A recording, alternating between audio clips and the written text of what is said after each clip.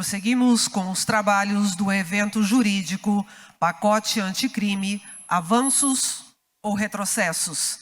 Iniciaremos a composição do painel 8, com o tema Aspectos Práticos sobre Cadeia de Custódia da Prova.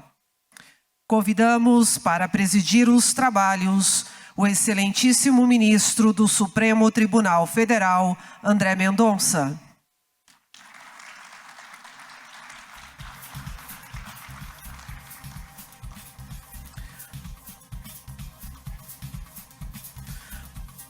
Como palestrante, convidamos a excelentíssima Procuradora de Justiça, Ana Lara Camargo de Castro.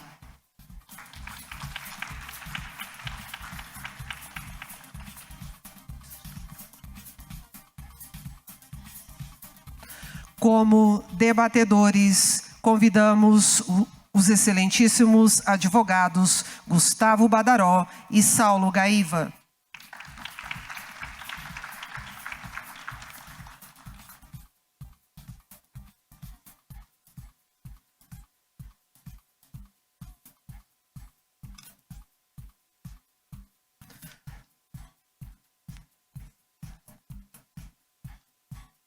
Por gentileza.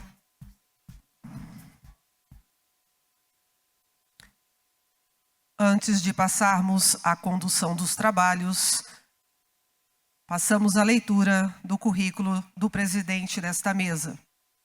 André Mendonça é doutor pela Universidade de Salamanca, na Espanha, ministro do Supremo Tribunal Federal, foi advogado-geral da União e ministro da Justiça e Segurança.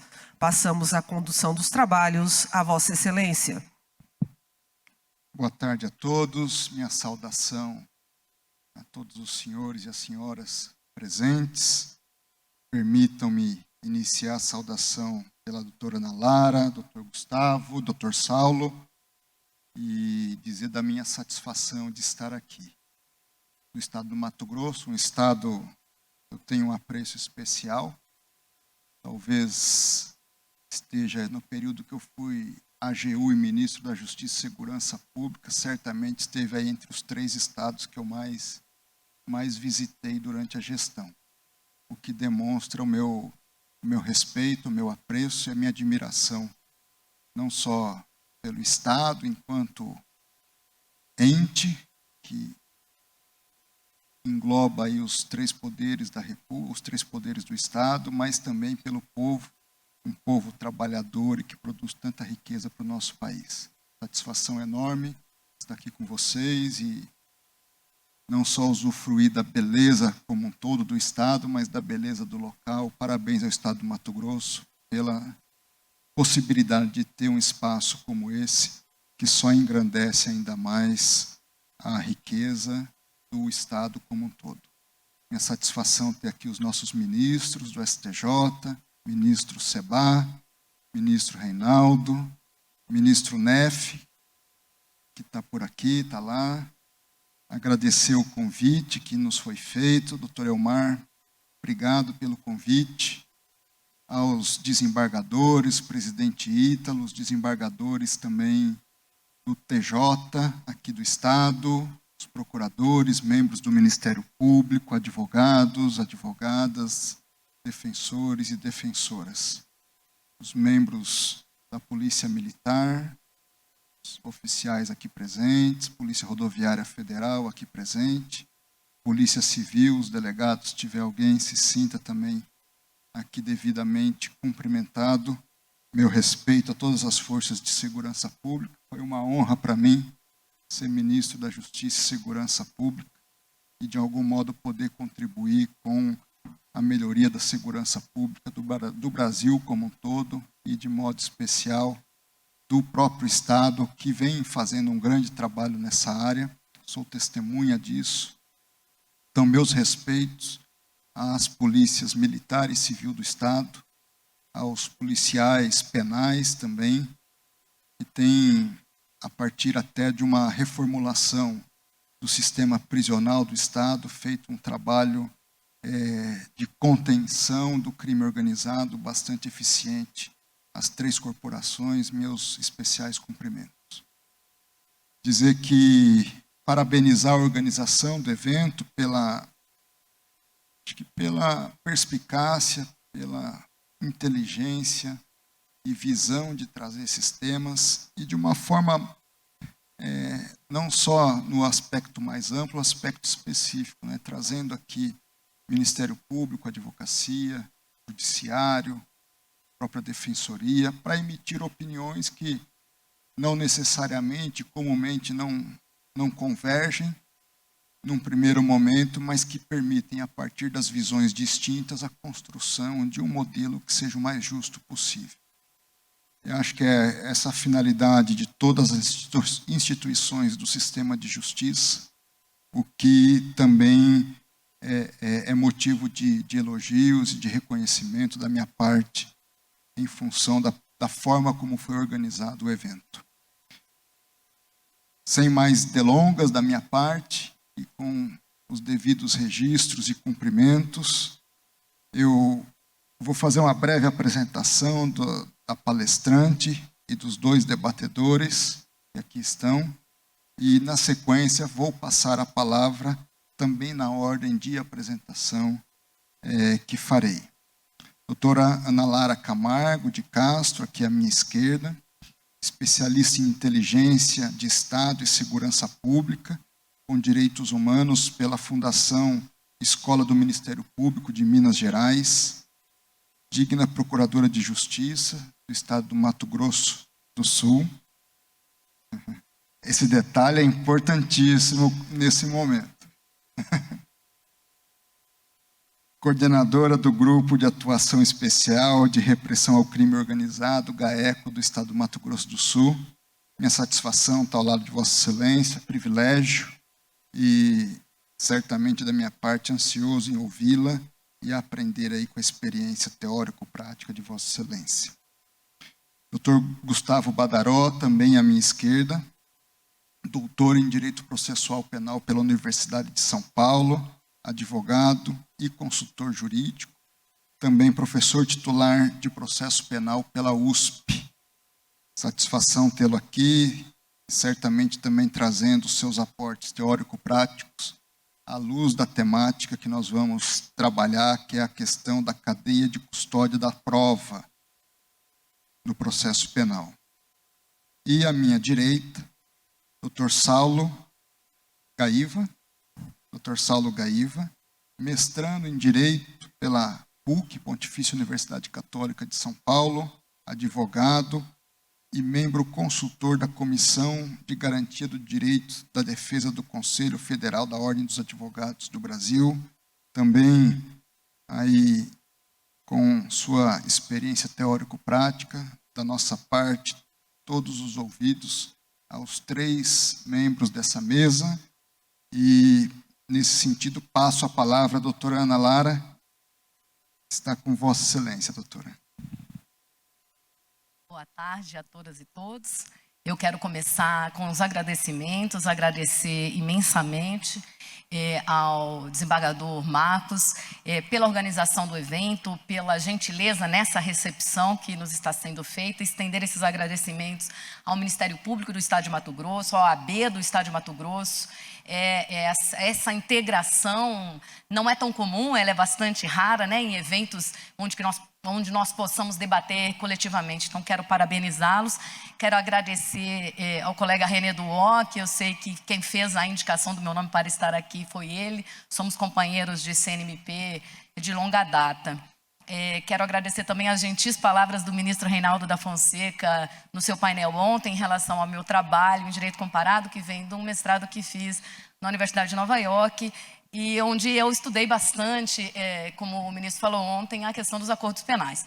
Mas hoje, ministro André Mendonça, eu não estou incumbida disso, porque já tivemos eventos e falas incríveis nesse tema, então hoje eu estou incumbida a discutir cadeia de custódia. Quero cumprimentá-lo, dizer que é uma honra estar aqui nessa mesa, na sua presença, e também cumprimentar o doutor Gustavo, o doutor Saulo, e dizer que é uma alegria dividir esse painel com os senhores. Eu vou começar então prontamente, porque nós temos uma limitação de tempo. A ideia que eu desenvolvi para nós falarmos hoje é cadeia de custódia em torno de prova digital. A gente sabe que o tema de cadeia de custódia é bem amplo, mas eu pensei que vestígios físicos já não seriam tão excitantes para uma sexta-feira num lugar lindo desse, já perto da hora do happy hour. Então, eu vou tentar me fixar em prova digital. Esse é o conceito de cadeia de custódia que está no nosso Código de Processo Penal. Eu não quero me demorar nele, porque todos os senhores e as senhoras já o conhecem. E aí eu quero trazer esse conceito que é bem mais simples, que são dos Requests for Comments 3227, e começar a dizer que o que eu tentei trazer de diferente para hoje são essas 3 normativas que são de organizações diferentes que padronizam a ideia da coleta, dão diretrizes à coleta da prova digital. Por que eu trouxe esses instrumentos? Porque cada vez mais as pessoas se perguntam de onde vem o regramento do nosso CPP, né? Da onde a gente se inspira. Então, eu quis trazer um pouco disso para os senhores. Os Requests for Comments, nós vamos falar um pouco deles hoje, eles são elaborados pela Internet Society, é uma organização não governamental americana sediada em Virgínia, e pela Internet Engineering Task Force. A Internet Engineering Task Force, ela foi concebida primeiro, custeada pelo governo americano, por pesquisadores, né, em tecnologia do governo americano. Isso ali nos anos 80, no início dos anos 90, eles então se afastaram, ao menos teoricamente, do governo americano, e hoje também se considera organização não governamental. Então, basicamente, qualquer integrante da Internet Society pode responder, né, a um request for comment, a uma solicitação para emitir um comentário, mas esse comentário só é publicado quando ele passa por um peer review da Internet Engineering Task Force. E o 3227, é o que a gente usa como um dos pais ou padrinhos da nossa cadeia de custódia. Então, o que é a cadeia de custódia para essa comunidade de tecnologia? Bom, é onde, quando e por quem a evidência foi descoberta e coletada, onde, quando e por quem essas evidências foram tratadas ou foram examinadas, quem teve a custódia, como ela foi armazenada, como ela foi transportada, como ela foi transferida internamente dentro daquele órgão. Então, isso é vamos dizer, um conceito mais simples, mais didático de cadeia de custódia. Aqui nós temos as etapas que estão no nosso Código de Processo Penal, mas como os senhores também já conhecem, eu vou passar para os regramentos internacionais, vamos dizer, para as normalizações, padronizações das organizações internacionais, e nós vamos reconhecer nessas padronizações internacionais alguns desses termos que aparecem no nosso Código de Processo Penal. Eu gosto primeiro de apresentar essa divisão, porque a gente no ambiente jurídico, a gente costuma às vezes, até para não ser cansativo nas petições, utilizar vestígio, evidência, prova, quase como sinônimos, mas tecnicamente eles têm diferenças e eu acho que é legal a gente começar por aí. Então a gente fala de vestígio digital como aquele registro que vai existir em decorrência de uma intervenção humana que é motivadora de forma direta ou indireta de um determinado evento. Ele se eleva à categoria de evidência digital quando aquele vestígio, aquele dado, aquela mídia, ela pode ser utilizada ou para demonstrar, para comprovar ou para refutar a hipótese de um evento, né? Quando ele fornece, então, algum elemento crítico, aqui nós estamos falando no processo penal, é evidente que também serve ao processo civil, serve ao processo administrativo, nós estamos com foco aqui no processo penal. Então, ele escala para a categoria de evidência digital. E quando que ele vira prova digital? Então, quando ele está formalizado dentro de um conjunto probatório, aqui no caso nosso, de processo penal. Então, embora a gente até use na comunidade jurídica esses termos de forma intercambiável, até como eu disse, para evitar ser cansativo numa peça, é bom que a gente tenha essas diferenças teóricas, conceituais em mente. E vestígio digital, gente? A gente tem que pensar que quando a gente está falando de um vestígio digital, de uma mídia, de um dado que vai se transformar em evidência e depois numa prova, ele aparece de 2 formas, com suporte físico ou sem suporte físico. Isso é importante que os senhores e as senhoras tenham em mente, porque isso vai interferir nas etapas da cadeia de custódia que nós vamos falar daqui a pouco. O que é um vestígio digital com suporte físico? É aquele que é encontrado dentro de um HD interno, de um HD externo, de um smartphone, de um flash drive, que no Brasil chamamos de pendrive, é um nome nosso. E qual que é o vestígio digital sem suporte físico? é aquele que é fornecido diretamente por um provedor de conexão ou aplicação. Então, nós vamos tratar disso quando eu chegar na parte do Marco Civil da Internet, mas eu vou começar com a parte do vestígio digital com suporte físico, porque é uma cadeia de custódia mais diretamente ligada em todas as suas etapas aos órgãos investigativos. No caso, eu coordeno o GAECO do Mato Grosso do Sul, a cadeia de custódia é feita pela coordenação do GAECO. Da mesma forma, os órgãos policiais, né, que realizam aí as suas operações, que realizam os cumprimentos dos mandados de busca e apreensão, vão trabalhar com essa cadeia de custódia integral no vestígio digital com suporte físico. Aí eu tenho um detalhamento maior para os senhores e as senhoras terem uma ideia do que eu estou falando, o que é um vestígio digital com suporte físico, né? É bem amplo, né? Hoje a gente está falando, por exemplo, em criptomoeda, nós temos também, e não está nessa relação, mas todos aqueles dispositivos que vão conter vestígios digitais relacionados à criptomoeda. Mas aí vai desde desktop, laptop, enfim, os sistemas de navegação. É variado, né? O vestígio digital com suporte físico.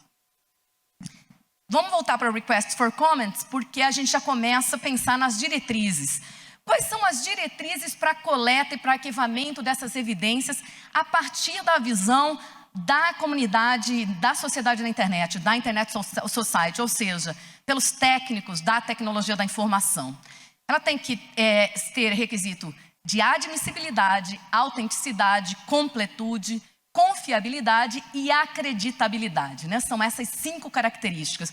Quando a gente fala em admissibilidade, e nós vamos trabalhar aqui hoje, tentar focar na admissibilidade e na confiabilidade, porque isso tem muito a ver com a licitude ou a ilicitude da inclusão disso como prova no acervo dos autos, e na confiabilidade, que tem a ver com idoneidade, com autenticidade. E esses conceitos têm sido bastante confundidos na temática da cadeia de custódia, né? No sentido de, às vezes, haver uma irregularidade na cadeia de custódia, e isso está supostamente gerando uma consequência de ilicitude ou de nulidade no processo. E são momentos diferentes, nós vamos falar sobre isso ao longo dessa nossa tarde de conversa. Um outro ponto que eu acho importante, às vezes, a gente tratar, então, a admissibilidade é essa plena conformidade com a lei, é a existência da ordem judicial, é que isso esteja cumprindo os requisitos da lei. E a confiabilidade tem a ver com a autenticidade. Como que foi manuseado aquele vestígio, como que ele foi coletado, como é que ele foi guardado, como ele está armazenado. Enfim, são pontos diferentes. Ela tem que ser autêntica, tem que ser convincente. A completude, às vezes, é um elemento de discussão, e eu queria até explicar para os senhores aqui, porque às vezes, como GAECO, nós somos questionados da questão da completude, porque às vezes esses elementos eles não são juntados integralmente na ação penal, porque eles se encontram na cautelar, e isso às vezes a pedido dos advogados, e às vezes a gente não junta integralmente na ação penal, porque quando nós estamos tratando, por exemplo, de extração de elementos constantes de aparelho celular, nós temos muitos que são da privacidade daquele investigado e que não interessam à prova do processo, ou seja, são questões da vida erótico-afetiva, são questões da vida financeira. Então esse material ele fica na sua completude, sim, mas ele fica na cautelar, disponibilizado à defesa, disponibilizado ao Poder Judiciário, mas não necessariamente ele vai na sua completude para a ação penal, porque para a ação penal propriamente dita, nós levamos aqueles elementos que interessam à prova daquela acusação, né? E isso eu acho que é um grande mérito que o Ministério Público tem, que nós não vemos nas investigações, nas grandes investigações do país, se levar para a ação penal elementos da vida privada dos investigados, né? Nós não temos esse tipo de relatos, de circunstâncias nas grandes operações que são feitas no Brasil. Vamos falar um pouco da ISO 27037. Nós falamos então dos Requests for Comments. Esse é um outro documento de normalização, de padronização internacional.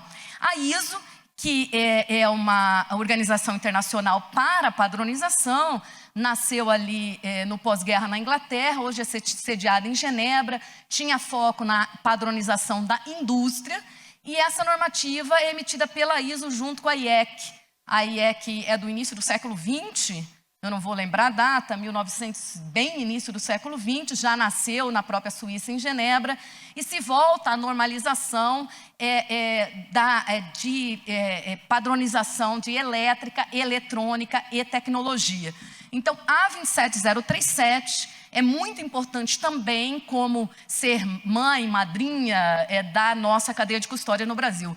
Ela está estabelecida em 3 pilares: o pilar da relevância, da confiabilidade, olha aí nós voltamos à questão da confiabilidade, da fiabilidade, da autenticidade, da idoneidade e da suficiência, são os 3 pilares que a 27037 traz para nós. Também eu acho legal trazer para as senhoras e para os senhores esse trecho da mesma ISO, desculpa, eu esqueci de falar, tá? A ABNT, porque a ABNT é a representante brasileira na ISO, tá? A ISO hoje é integrada por mais de 180 países, o Brasil é representado na ISO pela ABNT, né, que é a Associação Brasileira de Normas Técnicas. O IEC tem cerca de 80 países que integram o IEC. Vamos voltar então. Na 27037, esses são aspectos fundamentais, e eu acho que o mais polêmico que talvez interessa levantar aqui é o da repetibilidade, porque quando nós estamos tratando de vestígios digitais, a volatilidade vai implicar ou não que esse vestígio, essa evidência ou essa prova possa ser repetível. A gente sabe que o nosso próprio CPP admite, evidentemente, provas irrepetíveis. E o que vai determinar isso? É a volatilidade. O que é a volatilidade, Ana Lara? É a perda, a capacidade de perda desse determinado vestígio digital. É o que acontece, por exemplo, senhores e senhoras, com a memória RAM. Né? Se alguma investigação dependeu de coleta de memória RAM, que é aquela memória transitória, a volatilidade dela é naquele momento. Se não for coletada naquele momento, você não vai coletar mais aquele elemento probatório e, em razão da sua volatilidade, ela não é repetível. Né? Então, eu acho que esse ponto da nossa ISO é um ponto que merece ser destacado. A auditabilidade também. Hoje ela é bastante clara quando a gente trata pelo menos de GAECos, né? Nós trabalhamos com equipamentos, tanto equipamentos de extração, quanto equipamentos que depois vão organizar aquela evidência, que são bastante conhecidos, são empresas conhecidas no Brasil e são equipamentos auditáveis, né? Então, quando se adquire, quando se pensa na seriedade que são essas investigações, nós trabalhamos já com softwares auditáveis. A justificabilidade é um aspecto que a gente tenta, por exemplo, quando a gente faz os nossos relatórios técnicos, explicar o porquê da escolha daquela determinada ação, daquele determinado método. Mas eu acho que desses aspectos aí, o mais complexo, às vezes, de ser compreendido é repetibilidade versus volatilidade. Quando a gente trata de método de tratamento do vestígio digital, ou seja, qual que é o processo para tratar o vestígio digital, que corresponde ao nosso 158, que corresponde ao que nós chamamos do rastreamento da cadeia de custódia que foi colocada no CPP, da onde que isso veio, da onde que isso surgiu. Então, eu trouxe o método e o processo da NIST, o método e o processo da ISO, para os senhores e as senhoras darem uma olhadinha. O que é o NIST? O NIST é o Instituto Nacional de Padrões e Tecnologia do Departamento de Comércio dos Estados Unidos. O documento que o NIST faz também é referência, da mesma forma que os Requests for Comments, da mesma forma que as normas técnicas da ISO. Quando ele trata de etapas nesse tratamento do vestígio digital, o NIST, ele vai falar de recolha, de exame, de análise e relatórios. Os senhores vão ver que é diferente de como a ISO trata. Então, ele vai tratar desse momento onde é identificado, é coletado, é rotulado, é registrado. No exame, o que é o exame para a NIST, ou aquisição, que é como é chamado na nossa ISO?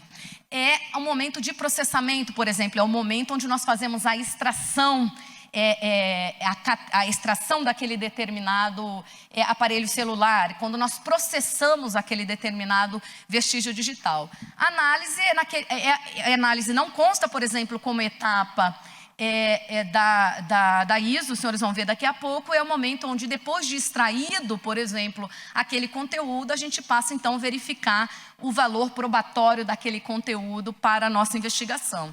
E o relatório é quando a gente conclui a partir da análise, faz constar também os códigos hashes, que nós vamos falar daqui a pouquinho para os senhores. Então, essas são as etapas do tratamento do vestígio digital para o NIST. Então, aí está no original em inglês, Collection, Examination, Analysis e Reporting. Essas são as etapas, ou método, ou metodologias, pela ISO. Né? São esse material que inspira, então, como eu falei, o nosso Código de Processo Penal atual. Então, nós temos, pela ISO, identificação ou reconhecimento. O que eu tentei fazer aqui? Eu tentei associar aí, para os senhores e para as senhoras, a terminologia que aparece no nosso Código de Processo Penal, tentar encaixá-las nas terminologias da ISO. Então, na fase de identificação ou reconhecimento, vai aparecer o que o nosso código fala em reconhecimento, o isolamento, nós vamos falar de isolamento daqui a pouquinho, a documentação da busca e apreensão, ou seja, quem cumpriu, que tipo de material foi coletado, e nessa etapa também que se afere a priorização. Nós já vamos falar como é que é feita essa priorização.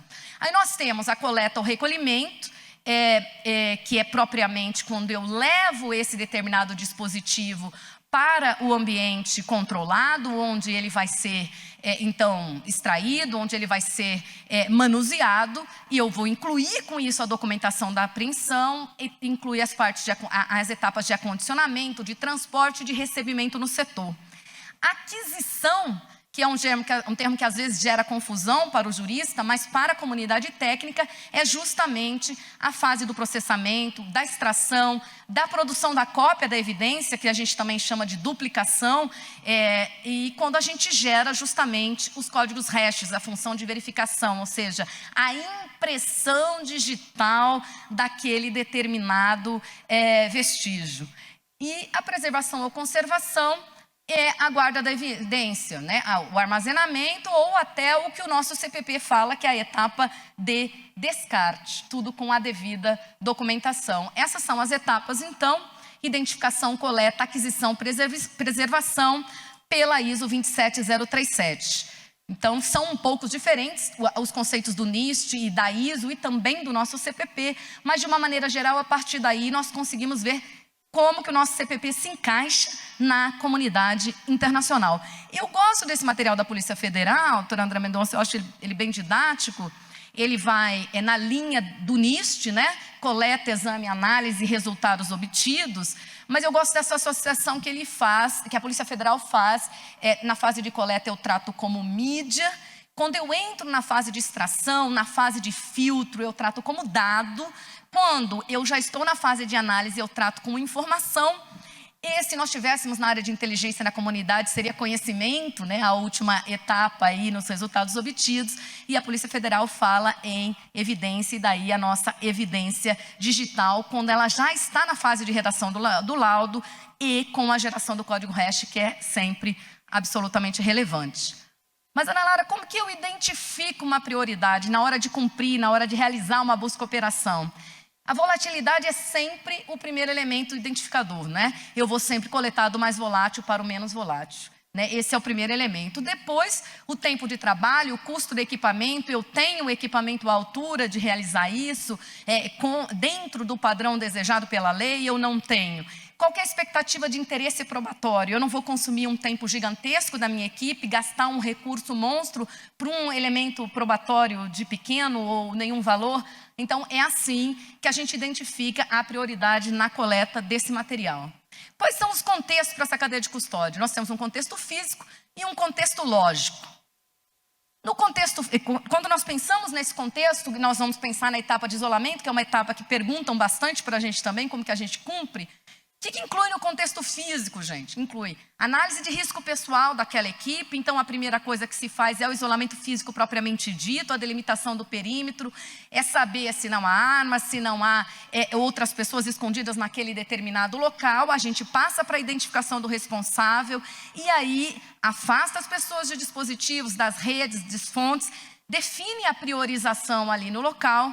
e faz a documentação. E nós temos o isolamento lógico, né? É como que eu mantenho íntegro aquele vestígio, aí vai ser conforme cada caso, né? Se eu vou ter que retirar o SIM do aparelho, se eu vou desligar o Wi-Fi, se eu vou desligar a energia, se eu vou pôr o equipamento em modo avião, é caso a caso, como é definido o que a lei chama de etapa de isolamento. O código hash, que eu falei tanto, é essencial, é uma coisa que mudou bastante de código hash, no caso do vestígio digital sem suporte físico, porque agora as empresas estão mandando já com código hash, eu vou chegar nisso já já. Mas o que é o código hash? É uma função matemática que vai pegar um arquivo, uma entrada de tamanho arbitrário, ou seja, de um tamanho que foi definido pelo usuário, né? Seja com imagem, seja com texto, e ela vai gerar uma sequência alfanumérica fixa, que vai ser a impressão digital daquele arquivo. A partir daquele momento, esse arquivo vai ser autenticado a partir dessa função hash, e existem funções hashes de maior ou menor expoente. Quanto maior o expoente, menor o risco de colisão, ou seja, menor o risco de encontrar, né, um documento diferente com o mesmo código hash. E a gente já mostra para vocês como é que vem o código hash quando ele vem, por exemplo, de uma empresa. Eu trouxe um slide para os senhores verem como é. O código hash é uma etapa importante da documentação, uma etapa importante dos relatórios, e uns relatórios bem feitos de cadeia de custódia não saem sem código hash. Essas são outras diretivas, gente, eu não tenho tempo de cobrir as outras diretivas, mas são outras diretivas que nós tomamos como referência da comunidade internacional para o tratamento da cadeia de custódia. Para quem nunca viu, eu trouxe um relatório do GAECO para mostrar como nós fazemos lá no Mato Grosso do Sul, e eu acho mais importante dizer, porque às vezes as pessoas acham que há muito secretismo, né, no que o GAECO faz.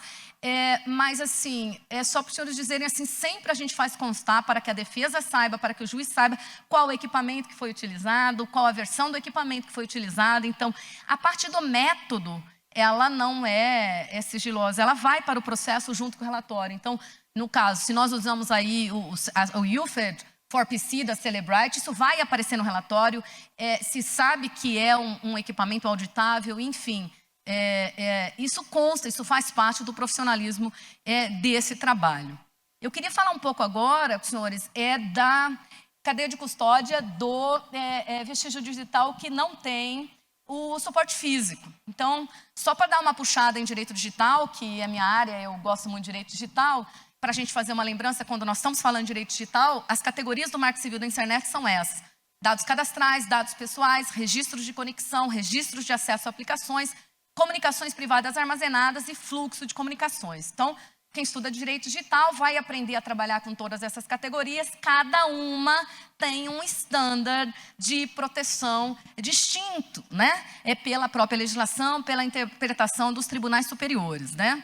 Quando nós estamos trabalhando com vestígio digital sem suporte físico, nós estamos trabalhando, então, com, por exemplo, registro de conexão, registro de acesso a aplicações, comunicações privadas armazenadas, que são obtidas nas investigações, por ordem judicial, diretamente dos provedores de conexão ou aplicação. Isso vai ter impacto na cadeia de custódia, porque daí o Ministério Público, no caso os GAECOS ou as polícias, não fazem essas etapas todas, e eu vou explicar isso para os senhores daqui a pouquinho. Então, eu até vou passar a parte do Marco Civil da internet mais rápido para não cansá-los, mas é importante dizer que pelo Marco Civil da internet os dados cadastrais a gente pode ter acesso a eles independente de ordem judicial. E aí as outras categorias, a categoria do registro de acesso a aplicações, o registro de conexões, as comunicações privadas armazenadas, nós precisamos da ordem judicial. E o fluxo de comunicações, nós trabalhamos com duas leis conjuntas, né? Que é o Marco Civil da internet e a 9296, a nossa antiga lei de interceptação de comunicações telefônicas e telemáticas, né? Então, cada um vai ter a sua forma aqui. Eu vou passar, inclusive os registros, o artigo 22 dá os elementos que nós temos que fazer constar para ter os registros. Que são os registros, senhores? São os IPs e suas respectivas portas lógicas, tanto os servidores de conexão, os provedores de conexão, quanto os provedores de aplicação. Mas eu vou pular isso para não cansá-los, quero chegar aqui. No vestígio digital sem suporte físico, o que muda? Porque o vestígio digital sem suporte físico, senhores, que é aquele por exemplo, a comunicação privada armazenada que vem de uma nuvem, a gente não faz, o Ministério Público não faz a identificação, não faz a coleta, não faz a aquisição. E mesmo a preservação, a gente faz a preservação do download, porque o que a gente faz como GAECO ou como polícia? Nós fazemos o download do vestígio a partir dos provedores.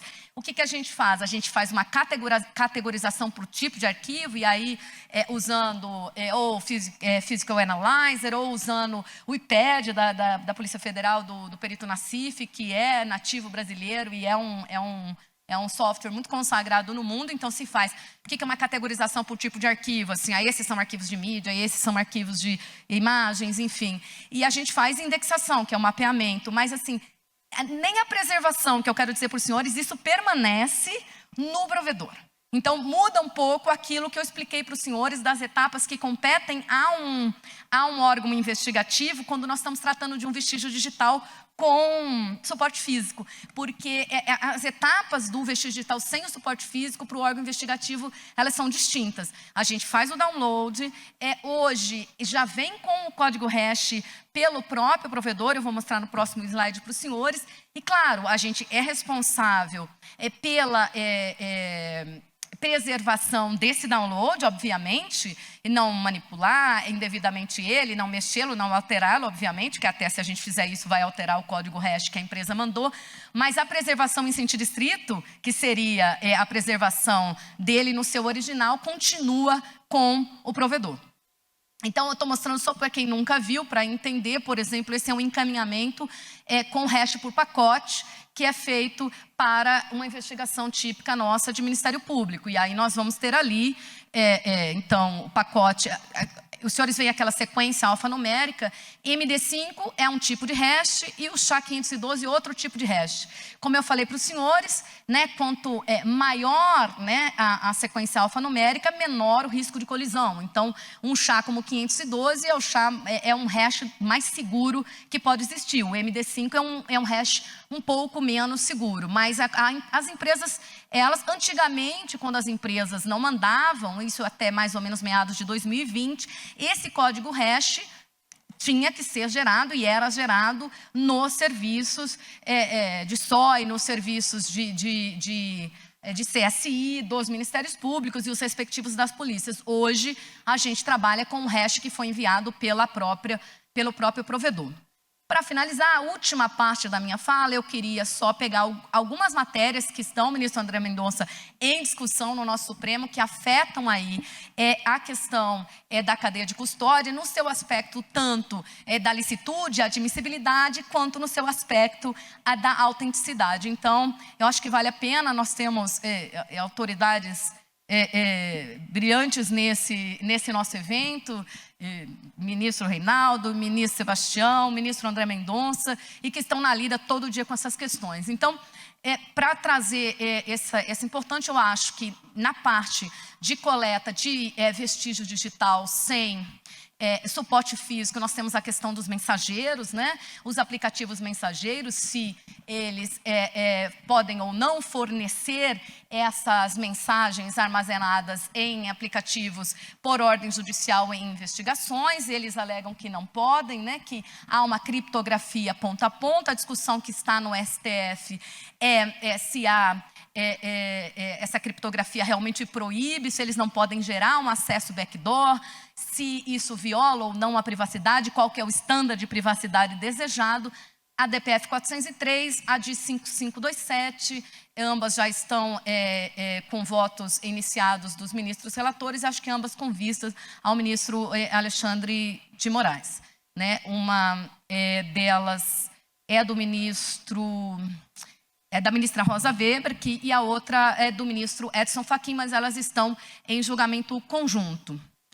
Essa é uma jurisprudência consagrada, que nós gostamos muito, jurisprudência do ministro Reinaldo Soares da Fonseca, mas cujo debate também está no Supremo, que é em relação aos provedores, especialmente o antigo grupo Facebook, hoje chamado Grupo Meta, que é em relação à dispensa de EMILAT, de acordo de cooperação internacional, para validar a soberania nacional e as próprias disposições do Marco Civil da Internet, que determinam que a empresa, tendo subsidiária, filial, agência ou sucursal do Brasil, está obrigada a cumprir a legislação brasileira. É uma jurisprudência consagrada e festejada do ministro Reinaldo, e agora aguarda o julgamento do Supremo Tribunal Federal.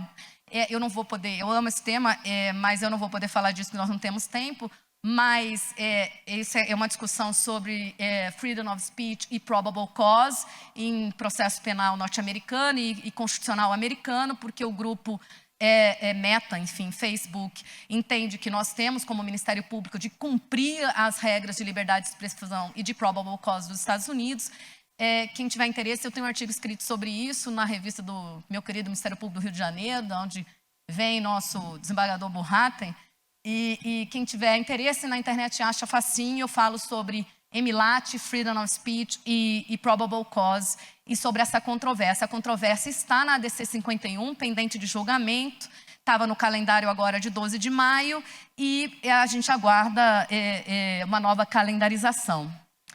Essa discussão vai chegar ao Supremo agora, né, dia 18, não sei se vai ser mantida na pauta, e é uma questão típica de admissibilidade, né, já é uma questão de licitude de prova, né, é a questão do acesso direto após a apreensão do aparelho, é uma tendência da jurisprudência do STJ dizer que, dado ao elevado grau de privacidade do aparelho celular, o acesso direto às conversas, às comunicações, ele não é permitido, mas o STJ, muito sabiamente, caso a caso, vem considerando as exceções. Então também nos angustia muito qual a decisão que vai sair no Supremo Tribunal Federal, mas ministra Maria Tereza constrói uma exceção naqueles casos onde esse não acesso imediato vai causar, por exemplo, a perda da vida de uma vítima, né? Ela imagina, por exemplo, um caso de extorsão mediante sequestro, como exemplo. Ministra Laurita Vaz consolidou, e isso é reiterado em várias jurisprudências nesse sentido, a exceção do fornecimento da senha feito pelo próprio acusado ou por terceiro no momento do flagrante. Ministro Reinaldo da Fonseca, e essa é uma interpretação interessantíssima, porque mesmo quando se teve acesso ao aparelho, ministro Reinaldo, conhecedor bem do Marco Civil da Internet, dentro daquelas categorias que eu apresentei para os senhores, o que é protegido no Marco Civil da Internet são os registros e são as comunicações privadas armazenadas ou em fluxo, né? Mas, então, também o ministro Reinaldo, o ministro Joel Ilan, dizendo, olha, mesmo se eu tive um acesso inautorizado, mas a prova que eu coletei dali foi um extrato de conversa, foi um extrato de ligações ou foi um conteúdo de agenda, isso não está na mesma estatura constitucional de proteção que está a comunicação privada armazenada. Ministro Schietti construindo uma outra exceção que a res derelicta, né? Ou seja, aquele aparelho celular que foi abandonado dentro de um veículo, que foi encontrado abandonado, e a exceção também já consagrada no STJ do aparelho encontrado dentro do sistema prisional, que é ilícito por si, né? Ter equipamento eletrônico dentro do sistema prisional. Tudo isso está em pauta agora para o dia 18 de agosto no STF, nos interessa na etapa de admissibilidade, de licitude, que é o primeiro momento da cadeia de custódia. Também pauta no STF, né, pendente, né, de julgamento, esse recurso que é do caso Marielle, né, nós não vamos ter tempo para cobrir especificamente, mas a jurisprudência é do ministro Rogério Schietti, fazendo essa explicação de que o Marco Civil da Internet não exige a indicação da autoria, né? E tem que ter os indícios suficientes do crime, mas não está na mesma estatura da 9296, que seria as interceptações telefônicas ou telemáticas, ou seja, eu não preciso provar que não tinha outro meio para ser investigado, eu não preciso provar que eu tenho um indício de autoria, né? Então, também, muito importante para nós é esse julgamento que também está pendente no STF, esse do caso Marielle. A gente não tem tempo para eu detalhar, é um tema que eu gosto bastante também. Por fim, juro que é meu último slide, a controvérsia qual a consequência da quebra da cadeia de custódia, se ela atinge essa etapa, se ela vai gerar a mesma consequência da prova ilícita, né? Se ela vai gerar a nulidade, se ela vai gerar a inadmissibilidade. E aí, a jurisprudência do STJ, construindo no sentido que uma irregularidade na cadeia de custódia, ela vai interferir no âmbito da idoneidade, no âmbito da análise que o juiz vai fazer da imprestabilidade ou não dessa prova. Então, tem a ver com idoneidade, tem a ver com autenticidade. Ela não gera, uma irregularidade na cadeia de custódia não gera automaticamente ilicitude e nulidade no processo, né? Nós não temos prova tarifada, o juiz, ele aprecia todas as provas que estão postas no processo. Então, teve um problema no lacre, teve um rasgo dentro do envelope, isso vai gerar automaticamente a nulidade do processo, vai gerar a mesma consequência que geraria uma prova ilícita, vamos dizer, por exemplo, um acesso direto ao aparelho, se havia necessidade de uma ordem judicial, vai gerar essa mesma consequência de inadmissibilidade. Então, o STJ se inclinando no sentido de que não, né? Que havendo uma interferência, uma irregularidade durante a cadeia de custódia, pode implicar na imprestabilidade, mas não necessariamente. Então, vai ter que ser comprovada que houve uma adulteração, que essa prova é inautêntica, né? Então, essa felizmente, a construção da jurisprudência do STJ. Para finalizar, acho que eu tenho que responder a pergunta, né? Não é avanço ou retrocesso, não posso finalizar sem responder.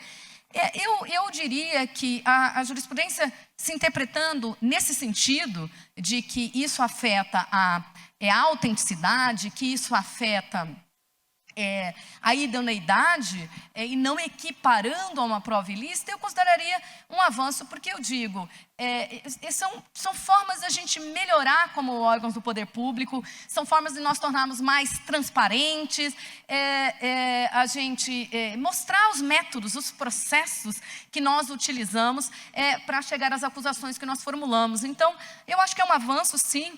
Eu até quero emprestar um comentário do ministro Sebastião Reis, né, que é no sentido de que talvez esse pessoal que fez esse regramento assistiu muito CSI, e é muito cheio de detalhamento. A gente viu que nem as normativas internacionais aí da ISO ou do NIST tem tantas etapas, né? Então, eu quero acompanhar o ministro Sebastião Reis nesse entendimento, mas achar que, tendo a jurisprudência do STJ e dos tribunais se inclinado em não tornar isso um palco, né, de nulidade sem fim, né, umas discussões paralelas ao processo sem fim, que não se torne uma caça de nulidades, mas se torne uma exigência para que nós, serviços investigativos, nos profissionalizemos cada vez mais e sejamos cada vez mais transparentes. Eu considero, nesse aspecto, um avanço, ministro André Mendonça. Eu sei que foi muita informação, eu espero ter contribuído, ainda que minimamente, nesse debate tão rico e tão importante. Ministro André Mendonça, foi uma honra e eu estou aqui para quaisquer questionamentos. Muito obrigada.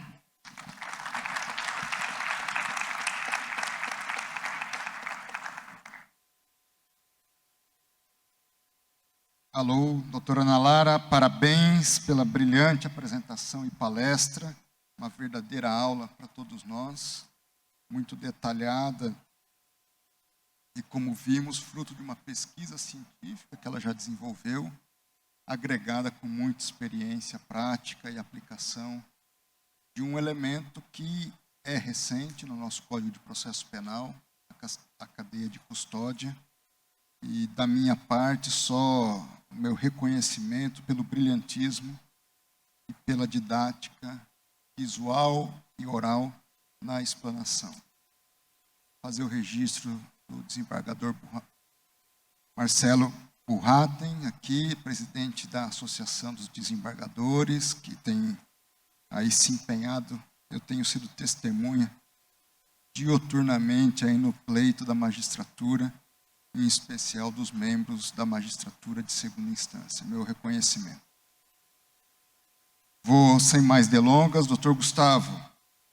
Dr. Gustavo Badaró fará aí o seu debate, né? Apresentará aí o seu debate à luz da temática e também muito em função do que a doutora Ana Lara nos trouxe. Com a palavra, doutor Gustavo. Ministro André Mendonça, muito obrigado. É uma honra poder participar desta mesa sob presidência de Vossa Excelência, desde que tomou posse do Supremo Tribunal Federal. A primeira vez que tenho a oportunidade de falar na presença de Vossa Excelência. Tenho a certeza que isso é motivo de grande satisfação e também de preocupação e responsabilidade da minha parte. Cumprimentar a doutora Ana Lara Castro pela exposição clara, cheia de conteúdo e principalmente muito atual em termos de prova digital, que eu acredito que é o futuro da prova. Cumprimentar também meu colega de mesa, Saulo Gaiva. Um prazer participarmos desse debate. Já participamos anteriormente de outro debate, um prazer revê-lo, principalmente pessoalmente. Cumprimentar todas as senhoras e senhores, membros da magistratura, do Ministério Público, da advocacia, sem não fazer um cumprimento especial e também demonstrando a minha grande responsabilidade de falar hoje aqui aos ministros Sebastião Reis Júnior, ministro Reinaldo Soares da Fonseca, ministro, como foi dito aqui, sempre ministro, Nefe Cordeiro. Em nome de Vossas Excelências, cumprimento a todos os que estão na nossa assistência. Senhoras e senhores, eu vou ser breve, até porque em 20 minutos hoje dá tempo de fazer 2 sustentações orais, uma de recurso especial e uma de agravo, ou 4 agravos. Então, se o advogado disser que em 20 minutos ele não consegue falar nada, não o contratem como advogado, pelo menos nos tribunais superiores. Pois bem, diante da exposição da doutora Ana Lara, minha ideia e buscando a mesma ideia, se houve avanço ou retrocesso na disciplina da cadeia de custódia no pacote anticrime, como diriam os chineses, tentar dar um passo atrás para ver se nós podemos dar alguns passos à frente. Portanto, eu vou procurar, e eu sei que o papel do debatedor não é fazer uma exposição paralela, fazer uma nova exposição, vou controlar meu tempo aqui, mas trazer alguns conceitos da lei, que na verdade não é uma lei que trata da cadeia de custódia da prova digital, ela trata da cadeia de custódia dos vestígios materiais, e depois procurar verificar como isso se aplica à cadeia de custódia da prova digital e alguns regramentos do projeto de Código de Processo Penal que apresenta um capítulo específico, pelo menos na última versão do substitutivo aprovado na Câmara dos Deputados, agora há uma nova comissão, mas que me parecem bastante promissores. Uma primeira ideia, e que eu acho que é importante que nós a tenhamos do ponto de vista probatório, é que quando nós falamos em cadeia de custódia e quando o Código de Processo Penal passa a definir a cadeia de custódia, ele não está definindo a cadeia de custódia, ele está definindo a documentação da cadeia de custódia, e são 2 coisas distintas. O Código, no artigo 158-A, estabelece: considera-se cadeia de custódia o conjunto de todos os procedimentos utilizados para manter e documentar a história cronológica do vestígio coletado em locais ou em vítimas de crime, para rastrear sua posse e manuseio a partir de seu reconhecimento até o seu descarte. A cadeia de custódia, e isso estava claro nas definições, ainda que para a prova digital, a cadeia de custódia, pensem na cadeia como elos de uma corrente, é o conjunto de pessoas que têm contato com vestígio com evidência. Então, o policial que localiza, o perito que coleta, o agente que transporta, o funcionário público que recebe na central de custódia, oxalá venhamos a tê-la, o perito que examina depois. Esta é a cadeia de custódia. O que o Código disciplina é a documentação da cadeia de custódia. É esta história de todas as pessoas e nos momentos que tiveram contato com o vestígio. Por isso, até quando nós falamos violou-se a cadeia de custódia, é uma forma elíptica. Não tem como eu retirar um elo da cadeia. Eu violaria a cadeia de custódia se eu sacasse alguém que teve contato com a prova. O que, na verdade, nós chamamos de violação da cadeia de custódia é a falta de documentação de uma daquelas 10 etapas que foram expostas, que são as etapas que hoje a lei exige. já pensando em avanços e retrocessos, o nosso código parece ter uma disciplina aquém do necessário para a cadeia de custódia, quando ele vincula a cadeia de custódia ao exame pericial. Né? E também a noção de vestígio, né, a uma noção de vestígio como elemento material. A própria prova digital, né, embora nós não possamos falar que não há fisicidade, como dizem os italianos, porque impulsos elétricos têm algo físico, não há materialidade desses elementos. Né? Nós temos um conjunto de impulsos elétricos que depois vão ser traduzidos por alguma interface até chegar em algo inteligível por nós. Portanto, o conceito deve ser mais amplo. O código diz que vestígio é todo objeto ou material bruto, visível ou latente, constatado ou recolhido, que se relaciona à infração penal. Relembro, e aqui apenas um dado histórico, mas importante, né? Ainda mais que ministro André Mendonça, hoje ministro do Supremo Tribunal Federal, foi ministro da Justiça, né? Já em 2014, através da portaria 82, a então Secretaria Nacional de Segurança Pública disciplinava a cadeia de custódia. E o nosso Código de Processo Penal, na sua disciplina, tem muito desta portaria que então disciplinava a cadeia de custódia, obviamente à época pensando como uma regulamentação interna para os órgãos de persecução penal no âmbito da União. Acho que os dois problemas, e falo de alguns problemas, e talvez devesse antes antecipar, a minha conclusão é que o nosso sistema avançou muito com a disciplina da cadeia de custódia. Entre não termos uma disciplina de cadeia de custódia, desembargador Marcos, e termos uma disciplina de cadeia de custódia, é muito melhor que a tenhamos. O que não significa que ela é perfeita, como nenhuma lei o é. Então já é possível, ao meu ver, antecipar que, no geral, tivemos um grande avanço. O que não significa que não hajam pontos de críticas e que não possamos procurar avançar mais, seja do ponto de vista legislativo, seja também de uma realidade prática que acompanhe isso, havendo a possibilidade de que os estados tenham suas centrais de custódia, que hajam parametrizações para que as polícias científicas atuem observando esses elementos. Portanto, não é só uma questão de vontade do legislador ou a atuação do Poder Legislativo, é também uma questão de vontade política, orçamento, para que isso se torne uma efetiva realidade. Um outro ponto negativo da nossa legislação, uma omissão, ao meu ver, é não ter deixado claro de quem é a responsabilidade pela manutenção da cadeia de custódia, pela documentação da cadeia de custódia. Me parece que o nosso código sinaliza, quando ele diz que o vestígio deverá ser coletado preferencialmente por peritos. E quando ele trata das centrais de custódia, o legislador, ao meu ver, está a indicar que é atribuição dos órgãos estatais da persecução penal que realizam a investigação preliminar documentar a cadeia de custódia nestas etapas. Mas era, ao meu ver, importante que se disciplinasse expressamente este aspecto. Até porque há uma diferença bastante sensível entre o nosso regime processual penal, que importa os conceitos de cadeia de custódia da jurisprudência, notadamente norte-americana, com alguma disciplina na Federal Rules of Evidence, do nosso modelo. Lá, prova é basicamente coisa das partes.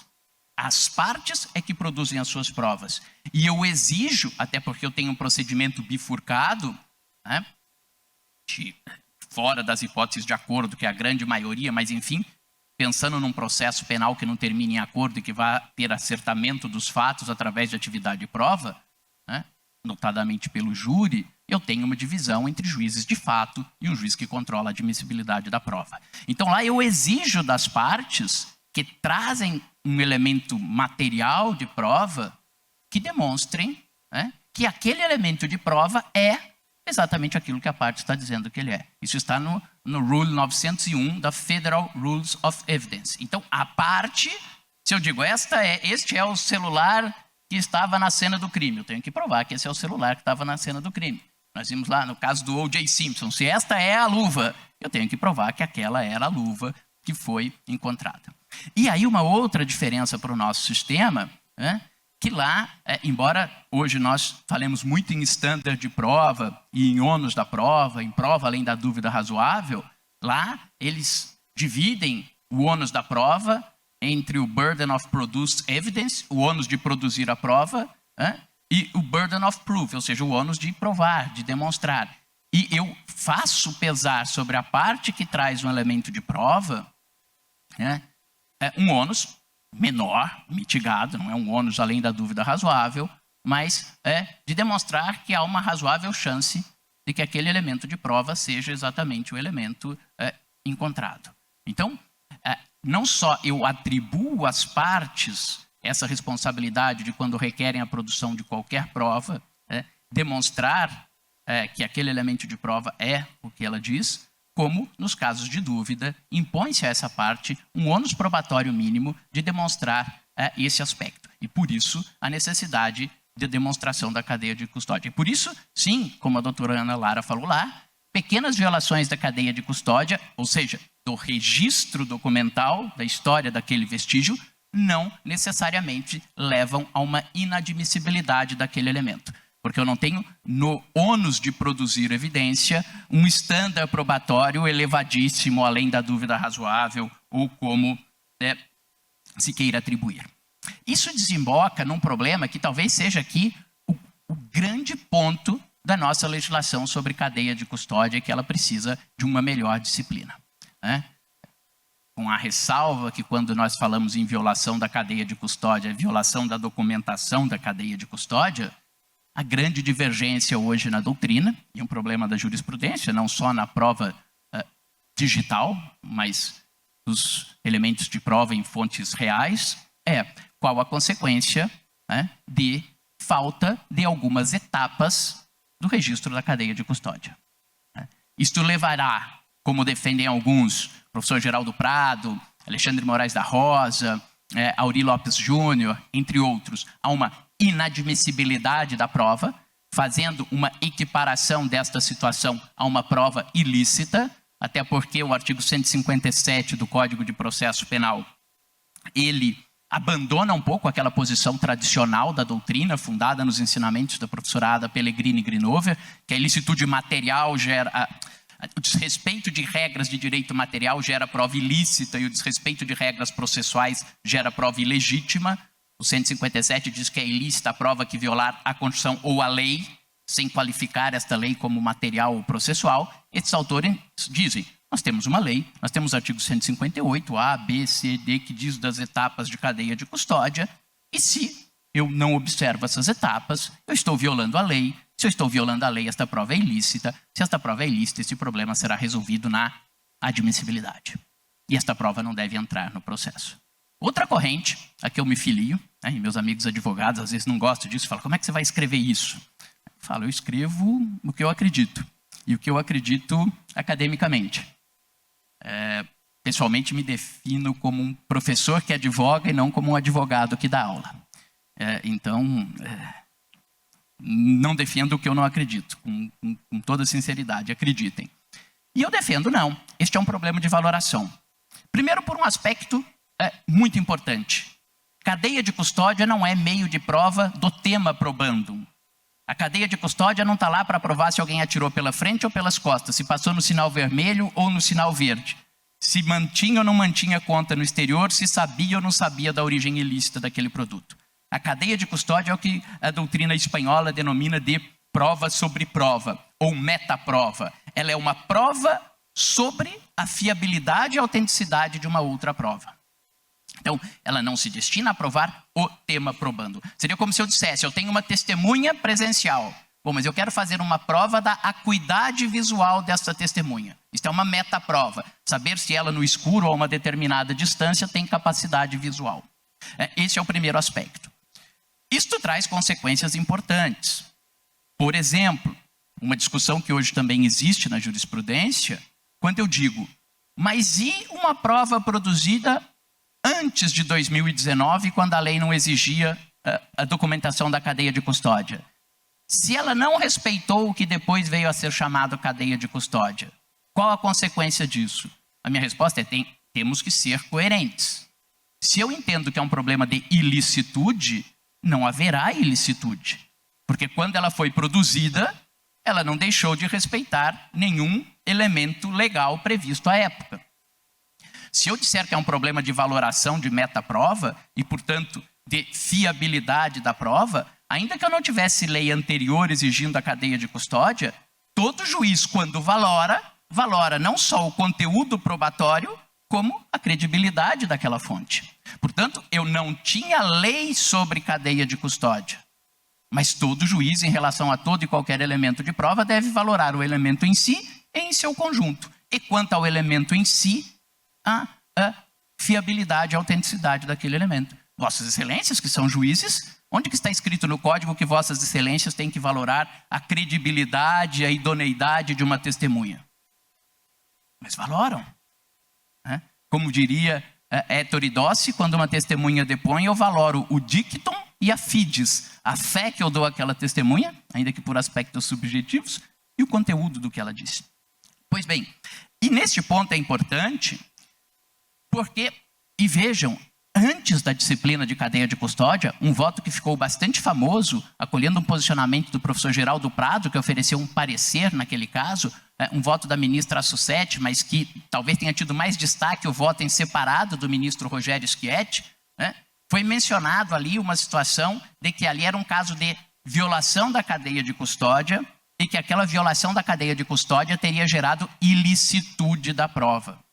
Aqui me parece que é importante distinguir duas situações. Aquela hipótese, e por isso eu insistia, não se viola a cadeia de custódia, deixa-se de documentar a cadeia de custódia. Naquela hipótese, o que se teve foi perda de elemento probatório, é uma coisa distinta. Naquela hipótese, eu anotei aqui, HC 653-515 do Rio de Janeiro, não, desculpa, esse é o atual do voto do ministro Schietti. HC 160-622 do Rio de Janeiro, de 18/2/2014, consta da ementa. Apesar de ter sido franqueado o acesso aos autos, parte da prova obtida a partir das interceptações telefônicas foi extraviada. Ou seja, parte das ligações se perderam. Isso não é um problema de cadeia de custódia. Isso é um problema de perda do elemento probatório. E lá, a ementa do voto condutor não faz referência à cadeia de custódia, mas isto ficou assentado. Recentemente, e antes desse voto mostrado pela doutora Ana Lara, um outro voto do Superior Tribunal de Justiça, que teve bastante repercussão, relatado pelo ministro Rogério Schietti, ministro Sebastião, votou na ocasião, diz respeito a uma situação do Rio de Janeiro, de uma apreensão de droga, em que não havia o lacre comprovando que aquela substância que foi periciada era a substância que teria sido presa com a pessoa. Este, sim, era um caso de cadeia de custódia, de documentação da cadeia de custódia. E nessa oportunidade, o item 7 da ementa diz: mostra-se mais adequada a posição que sustenta que as irregularidades constantes da cadeia de custódia devem ser sopesadas pelo magistrado com todos os elementos produzidos na instrução, a fim de aferir se é confiável. Assim, à míngua de outras provas, e aí era a análise do caso, capaz de dar sustentação à acusação, deve-se a pretensão ser julgada improcedente por insuficiência probatória e absolvido o acusado. E diz: não se garantiu a inviolabilidade e a idoneidade dos vestígios coletados. Portanto, a posição mais recente do Superior Tribunal de Justiça, pelo menos da 6ª turma, entende que a não documentação de todas as etapas da cadeia de custódia não torna essa prova ilícita, mas retira, e às vezes retira totalmente, o potencial epistêmico daquela prova. O valor probatório a ser atribuído àquele elemento é um valor praticamente nenhum.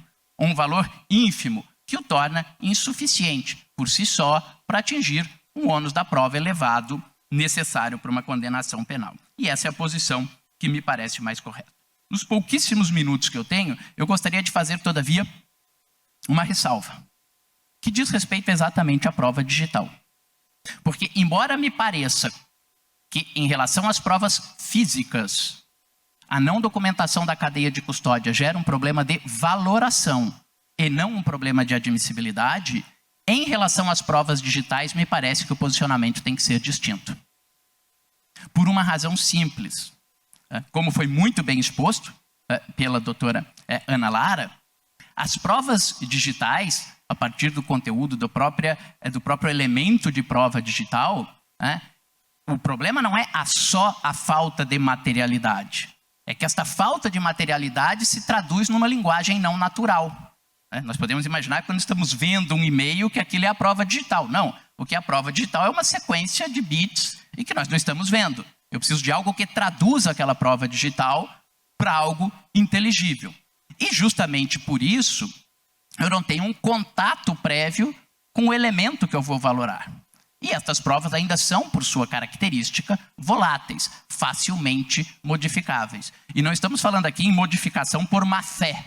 Eu fui lá e adulterei a prova. A doutora Ana Lara sabe, uma pessoa que não tem a expertise necessária, e foi mostrado os métodos e as ferramentas da Computer Forensics mudam, por exemplo, se é para celular, se é para iPad, se é para disco rígido.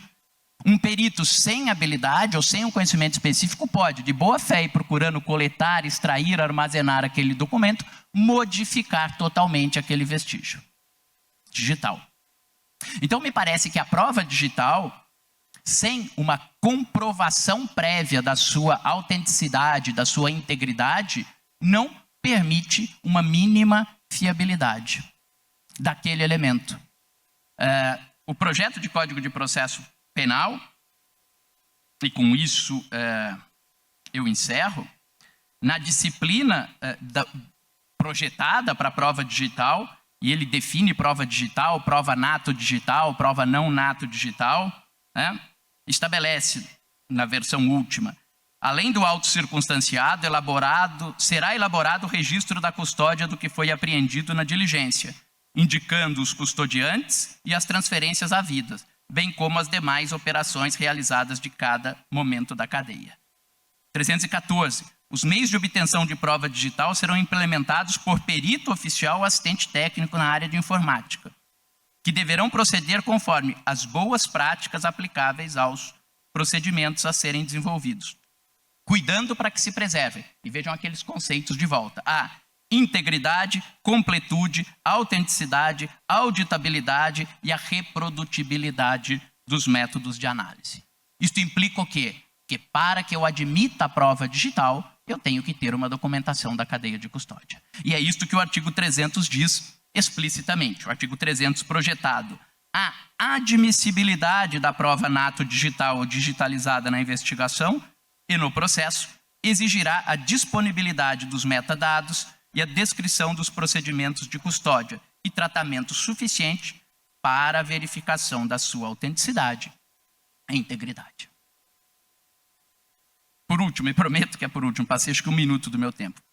Vocês poderiam perguntar, bom, mas e hoje? Nós não temos o projeto de código. O que temos? Como trabalharmos? Me parece que hoje o documento eletrônico, ou a prova digital, é um meio de prova atípico entre nós. Meio de prova atípico não significa dizer que ele não possa ser admissível. O processualista penal sempre usou, por analogia, a regra do Código de Processo Civil de 73.332, do 215 de 2015, o 369, que diz que eu posso admitir provas atípicas no processo. Só que com 2 ressalvas.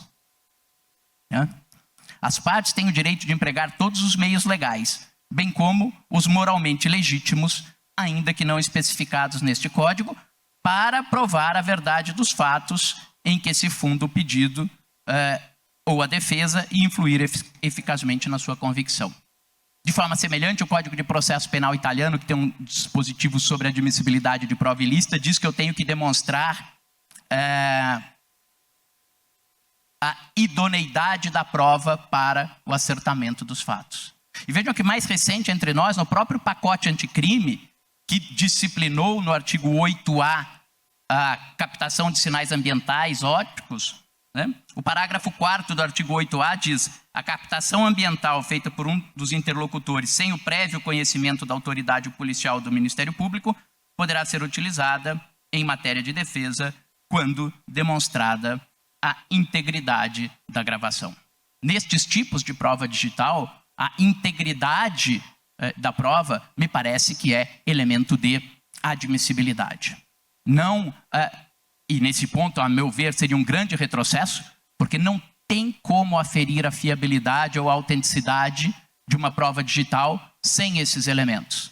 Admitir uma prova digital com um cômodo, depois do momento da valoração, saberei dar o devido peso que esta prova mereça. Não tem como dar o devido peso, porque não tem como aferir a fiabilidade desta prova. Então, concluindo, sim, como conclusão geral, a disciplina da cadeia de custódia representa um avanço. Há hipóteses em que ela pode melhorar mais. Haver uma disciplina expressa sobre a consequência do não registro integral da documentação da cadeia de custódia.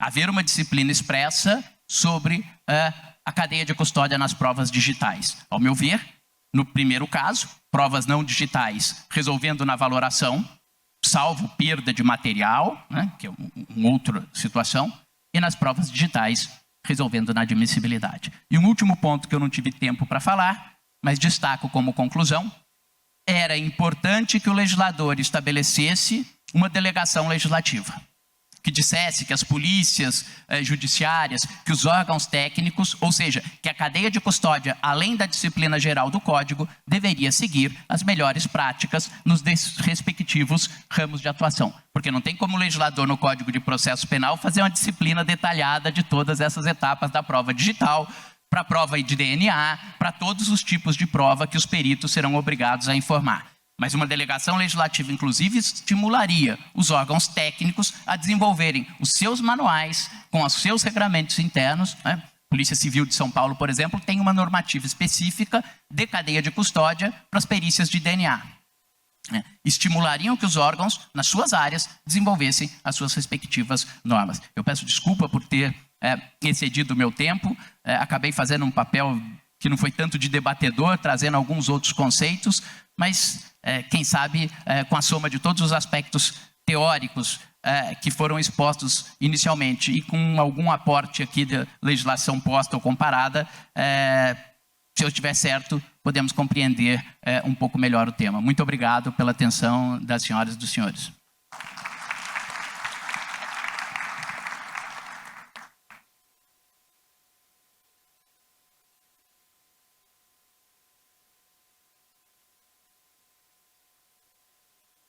Parabéns, doutor Gustavo, brilhante explanação, de fato, trazendo novos elementos, mas dentro da perspectiva temporal que lhe era previamente designada e certamente bastante esclarecedora para todos nós,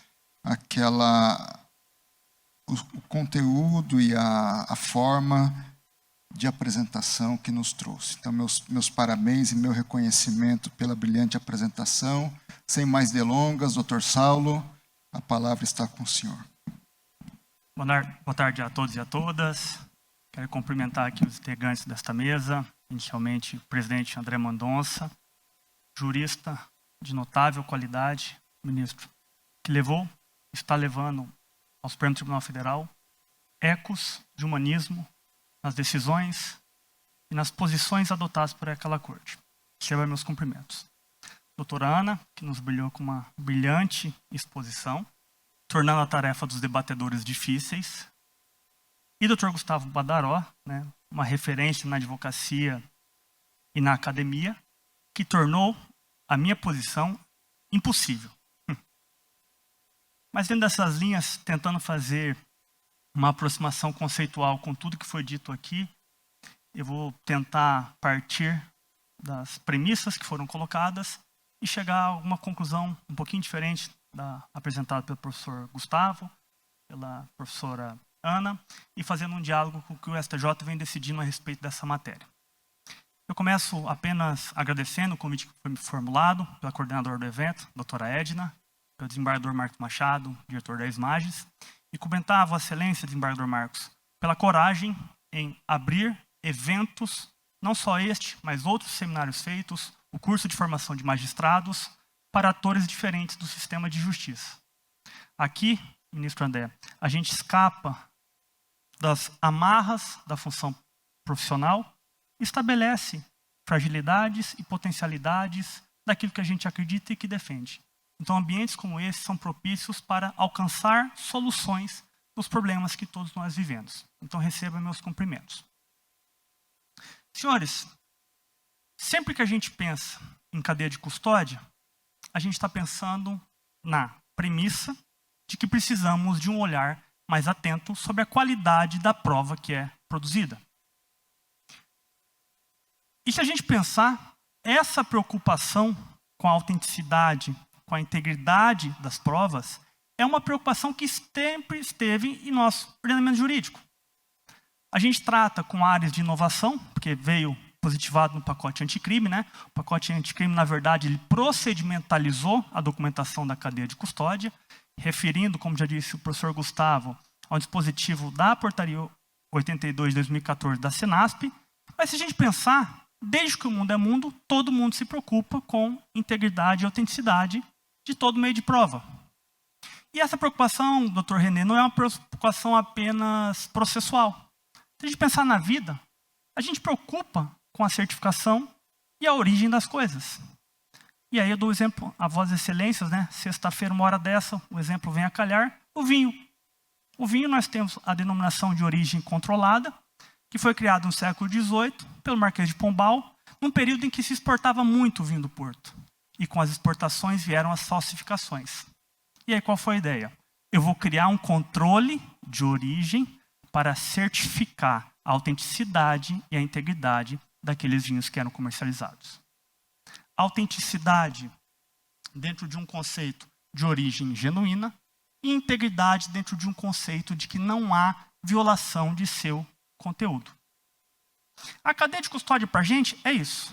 É deslocar o cuidado que o nosso sistema processual, ministro Reinaldo, que é inquisitorial ainda, apesar das luzes constitucionais, sempre deu apenas para a valoração da prova, para um exame cuidadoso em relação à admissão dos elementos de prova.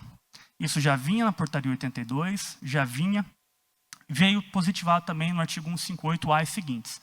E aí, desembargador Marcos Machado, já respondendo a sua pergunta, eu tenho clareza de que a previsão da cadeia de custódia, do procedimento de cadeia de custódia no Código de Processo pela lei, pacote anticrime, foi um grande avanço. Mas foi um grande avanço, algo novo, mas que já nasceu antigo. E aí o grande ponto é que o centro da cadeia de custódia é a discussão sobre o vestígio. E como que o parágrafo 3º do 158 descreve o vestígio? O professor Gustavo adiantou aqui. Vestígio como objeto ou como material bruto, latente ou visível. E isso em nada se assemelha com o atual estado da arte em que vivemos. Nós temos vidas digitais sendo discutida em processos digitais, os quais, como foi exposto pela doutora Ana, se ampara em elementos de provas digitais. Então a inovação já nasceu velha. Hoje a gente discute o blockchain como um meio de prova atípico e a possibilidade de você transformar o blockchain como elemento de cadeia de custódia. Eu vejo aqui juízes de unidades que têm competência civil e criminal. A gente discute constrição de criptoativos como medida de execução. A gente discute, a doutrina portuguesa tem um livro do professor Armando Ramos, o agente encoberto digital. É esse o atual estágio da discussão. Há mais de 15 anos, em 2008, o Tribunal Federal Constitucional Alemão estava discutindo, vejam senhores, em 2008, o direito fundamental à integridade e confiabilidade de sistemas digitais. Qual que era o caso?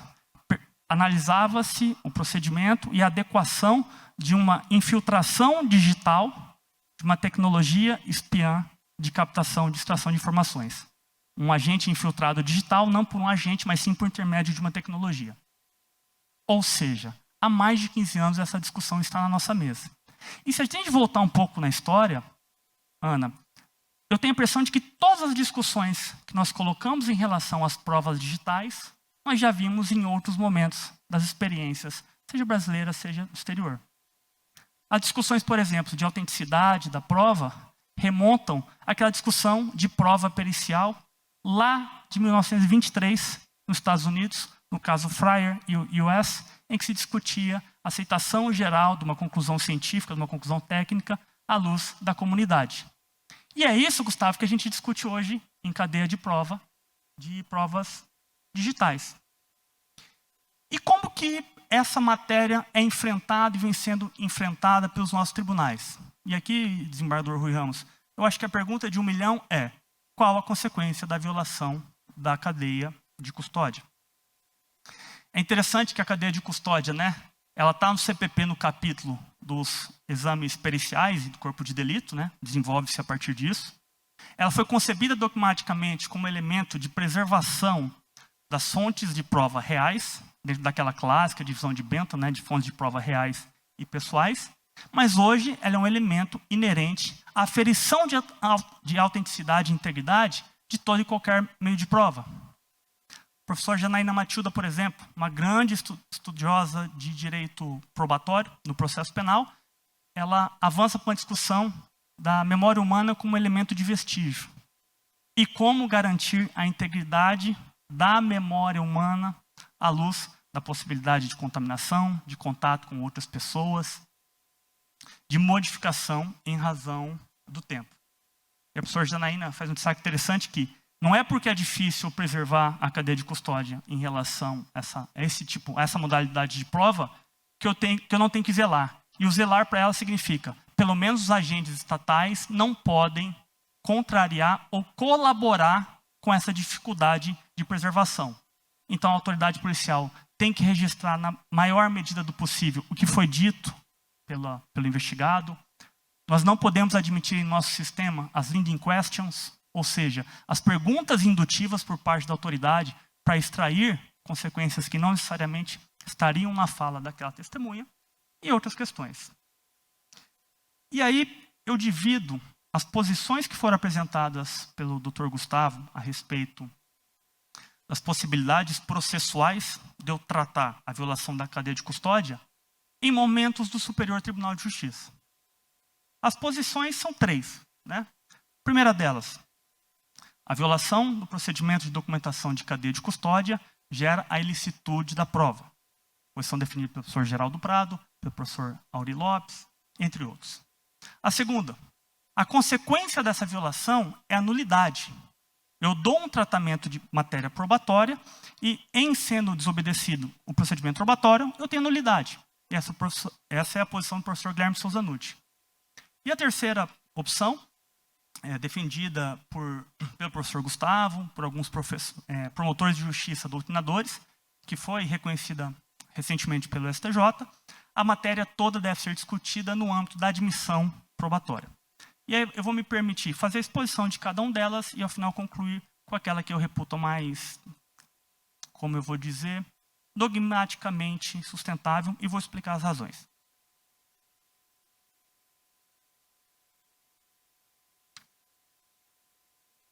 Primeira posição de que a quebra de custódia gera a ilicitude da prova, ela vem da ideia de que a quebra da cadeia, independentemente da boa-fé ou da má-fé causadora dessa quebra, ela estabelece um grau de incerteza sobre aquele elemento de prova. E se eu estabeleço, ministro Neff, um grau de incerteza, eu não estou invertendo a boa-fé dos agentes públicos, que está lá no direito administrativo, mas eu apenas estou dizendo, eu não consigo identificar, eu não consigo acreditar, eu não consigo uma prova padrão ouro, certificável, de que aquele fato realmente aconteceu. E aí, a partir disso, a doutrina diz, a prova, para ela adentrar no processo, ela tem que ser capaz de ultrapassar 2 filtros. O primeiro, o princípio da mesmidade, uma expressão espanhola e chilena, trazida para o Brasil pelo professor Geraldo Prado, em que eu tenho que ter certeza de que o elemento colhido lá é o elemento que eu aporto no processo cá. Eu tenho identidade, é o mesmo elemento. E o segundo é o princípio da desconfiança. Eu tenho que permitir que aquele meio, que aquele elemento sofra um parâmetro, sofra um procedimento de controle e desconfiança a partir de critérios objetivos. Ou seja, aquele elemento tem que ser submetido à sindicabilidade e ele tem que conseguir enfrentar aquele procedimento. E essa foi a posição do STJ no julgamento de 2016, de todos conhecido, na operação do negócio da China, né? Qual que era a ideia? Interceptações telemáticas telefônicas parte das telemáticas foram extraviadas e, em razão disso, identificou-se não há integralidade do conjunto probatório. Se não há essa integralidade, eu não tenho como aferir a integridade. O STJ ali fez um apanhado, né, Gustavo, a respeito do direito à prova, do direito ao acesso ao todo o corpo probatório. E apesar de não constar na ementa, no inteiro teor do voto brilhante da ministra Suzete, havia um enfrentamento, uma menção à ideia de cadeia de custódia. E ali, o habeas corpus, que era de origem do Rio, que deu origem a toda a discussão, ele era, né, amparado por um parecer do professor Geraldo Prado, doutor, pós-doutor, foi desembargador no Rio de Janeiro, em que ele defendia a ideia de que a quebra da cadeia de custódia ela gera a ilicitude da prova. E qual que é o ponto central para a gente dizer que é realmente elemento de ilicitude da prova? O problema é que quando eu atinjo a cadeia de custódia, e aqui, mais ao final, eu vou fazer uma gradação dos tipos de violação de cadeia de custódia, mas eu causo risco ao rastreamento. Se eu não tenho o rastreamento daquela prova, eu não consigo contraditar. E se eu não consigo contraditar, eu não consigo identificar se aquele meio de prova foi produzido de maneira ilícita ou se foi produzido de maneira lícita. E aí, a partir disso, a crítica que é feita é que eu preciso sancionar essa desconformidade.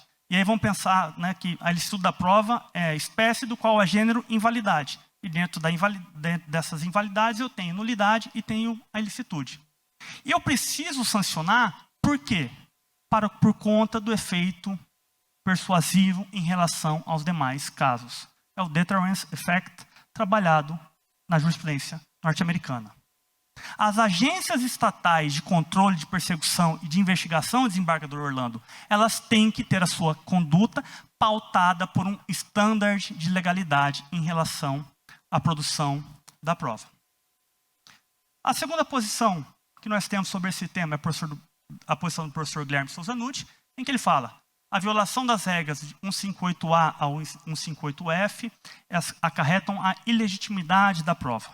São regras de direito probatório e, como tal, se não cumpridas, a consequência é nulidade.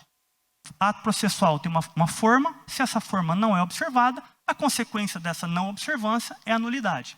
E aí o professor Guilherme Souza Nutti defende que seria uma nulidade relativa com as consequências daí decorrentes, né? Discussão sobre quem alega, o momento processual que alega e a necessidade de se demonstrar o prejuízo. E é interessante que quando o STJ tradicionalmente tratava de questões referentes, ministro Neff, à autenticidade e regularidade da prova, né? Regularidade de lacre apreendido, análise de validade do exame pericial, o STJ sempre teve um posicionamento a respeito de aferir esses vícios à luz do modelo de nulidade, com todas as consequências daí decorrentes.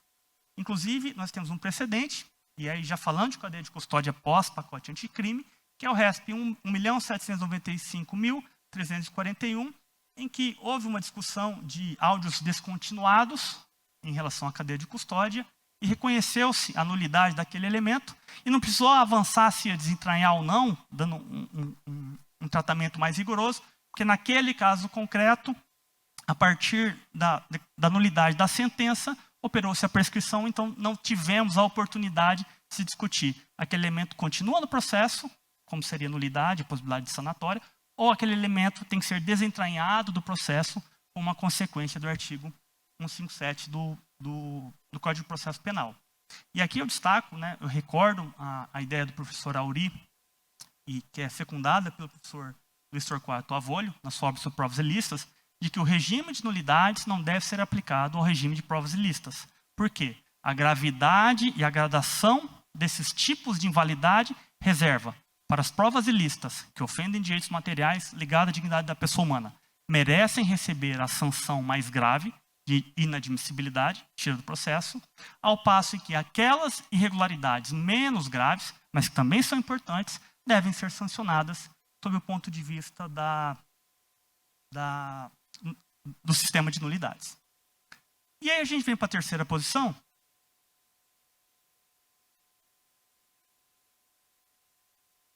que é defendida pelo professor Gustavo, dos processualistas mais novos aí do Ministério Público, Rogério Sanches, Renato Brasileiro, de que essa matéria tem que ser tratada no âmbito da valoração probatória. E parece haver aqui, Gustavo, eu ainda não vi nenhuma referência sobre isso, mas uma aproximação conceitual com aquela ideia de planos do ato, do fato, do negócio jurídico do professor Marcos Bernardes de Mello. Plano de existência, plano de validade e plano de eficácia. E o ministro Schietti, no julgamento mais recente, que foi do final do ano passado, né, no habeas corpus 653.515, também do Rio de Janeiro, né, os cariocas gostam de discutir a matéria de cadeia de custódia, o ministro disse, né, a questão fica no campo da eficácia da prova. Portanto, em cada caso, o julgador é que vai sopesando todo o cenário probatório para dizer se aquele defeito é grave o suficiente para invalidar a prova. E o que a STJ fez ali? O caso, todos se recordam, era de uma apreensão de droga, ao invés de ser lacrado, pega uma sacola do mercado, amarra essa sacola e essa é a indicação da materialidade delitiva daquela infração. E qual foi a posição da STJ? A arguição de irregularidade daquela documentação da cadeia de custódia deveria ser feita à luz dos demais elementos de prova existentes naqueles autos. E aí, naquele caso, se ponderou que o réu tinha negado a posse daquela substância e, em conjunto com outros elementos de prova, reconheceu-se que aquela quebra de cadeia de custódia não geraria a repercussão processual pretendida pela defesa, e a partir disso começou-se a se dizer, para o STJ, nem toda violação de cadeia de custódia gera a ilicitude ou nulidade da prova. Eu entendo a posição desse último julgado, tem fundamentos bastante sólidos, mas eu gostaria aqui de propor uma reflexão.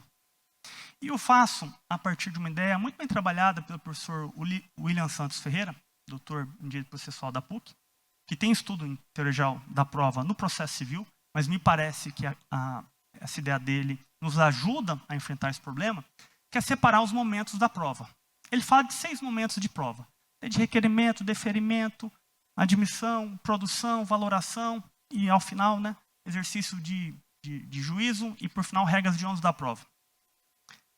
E se a gente pensar em admissão e valoração, nós temos 2 momentos separados, distantes, com requisitos e pressupostos que lhes são próprios. E quer me parecer que essa posição de resolver esse conflito no âmbito da valoração, nós estaríamos enfrentando um vício na fase de admissão a partir de uma análise contextual de elementos que só teriam espaço no momento temporal, lógico e cronológico, posterior, que era a valoração. É como se a gente tivesse, para resolver um problema da fase 1, que é a fase de admissão, a gente precisa se socorrer, desembargador Rui, de elementos da fase 2. E aqui quer me parecer que a posição acertada é do professor Geraldo Prado, no sentido de que a quebra da cadeia de custódia, ela tem que estar no plano de admissão e não no plano de valoração. Talvez,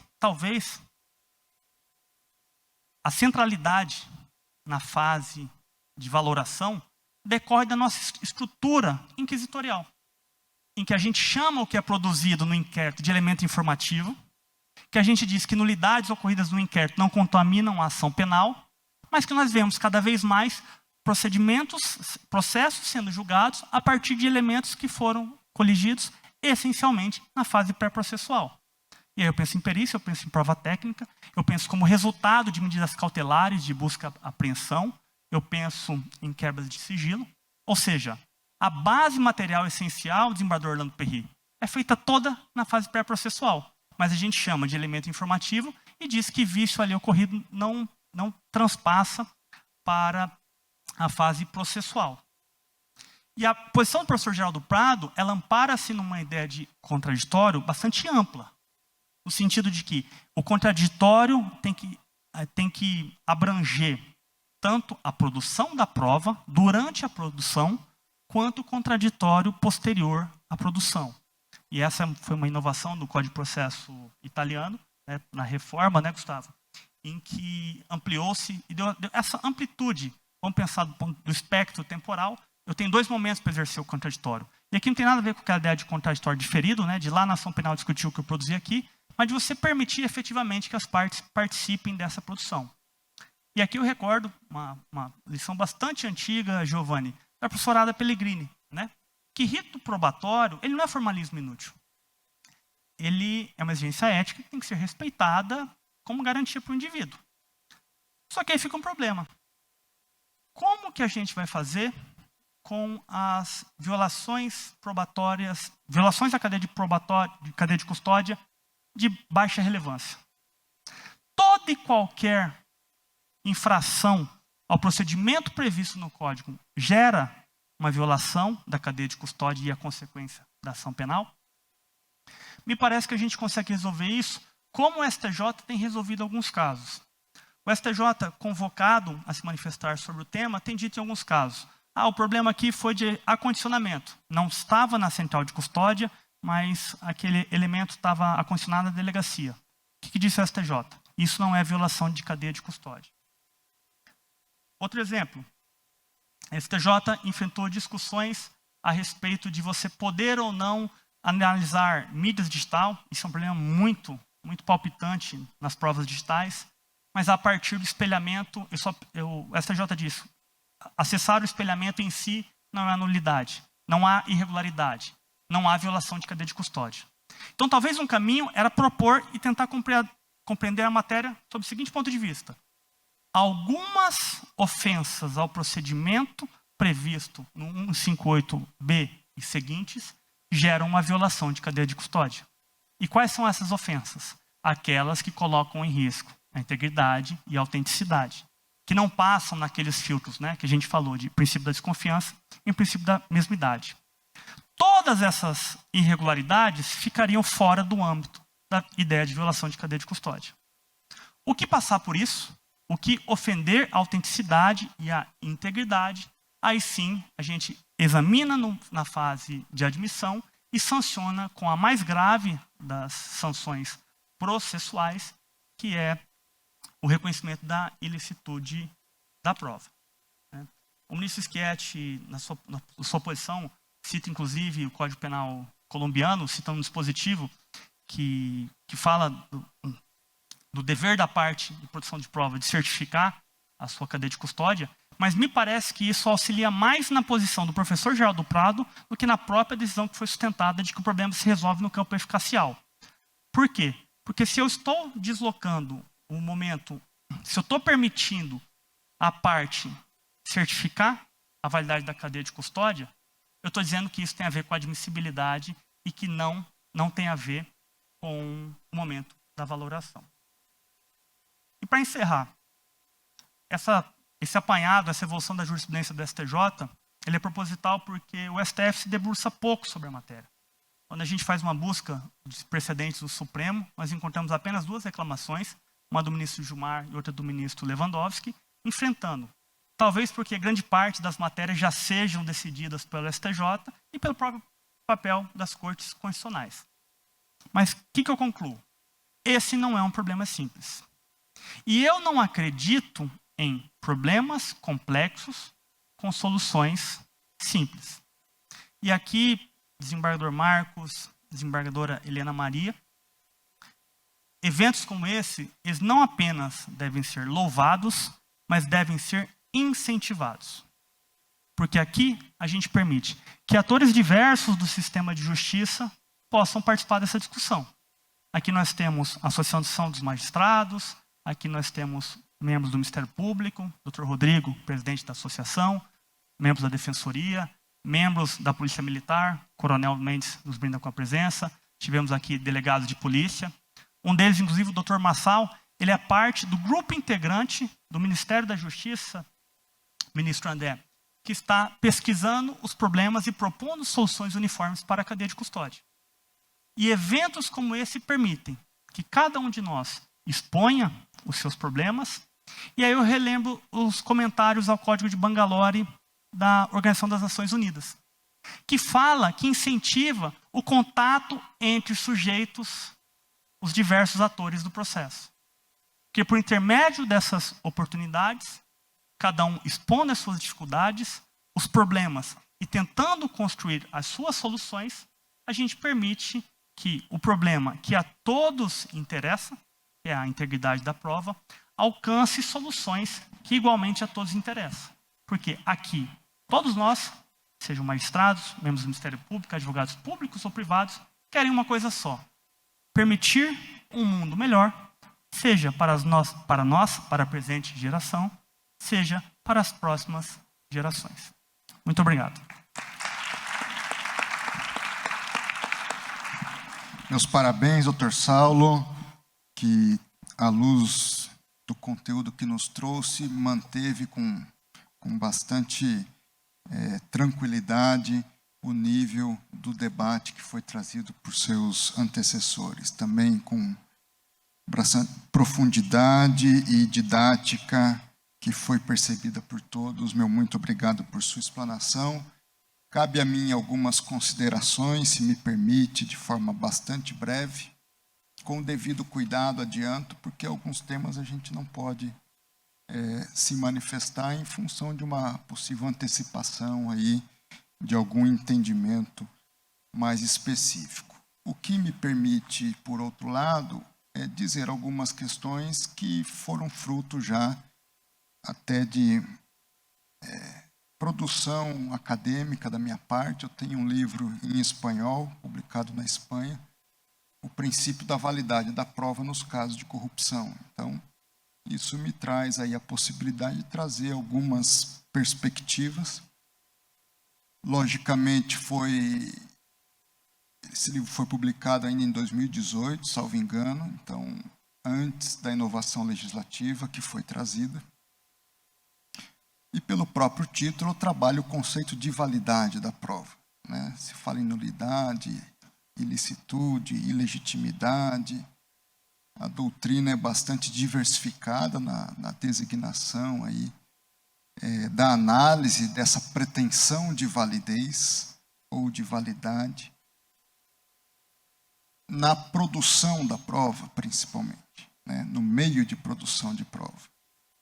E eu me filio, em linhas gerais, ao entendimento, em linhas gerais, porque tenho ressalvas em algumas especificidades, ao entendimento do Tribunal Europeu de Direitos Humanos, que basicamente traz o conceito de justo processo, e que a validade da prova ela tem que ser analisada caso a caso, em seu conjunto, no âmbito do processo, a partir de uma noção de justo processo. Ou seja, a produção daquela prova, ou os procedimentos, os meios para que se chegasse àquela evidência, aquela informação e depois aquela evidência, foram válidos ou não foram válidos?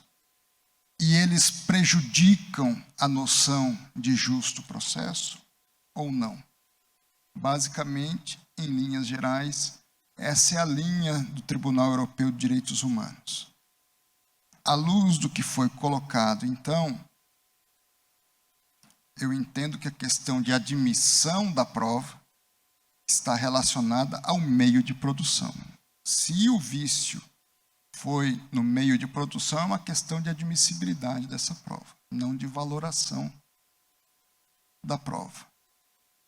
Então, vamos supor, nos exemplos que nos foram dados, romper o lacre. Não foi no meio de produção da prova. Foi no momento posterior à produção da prova.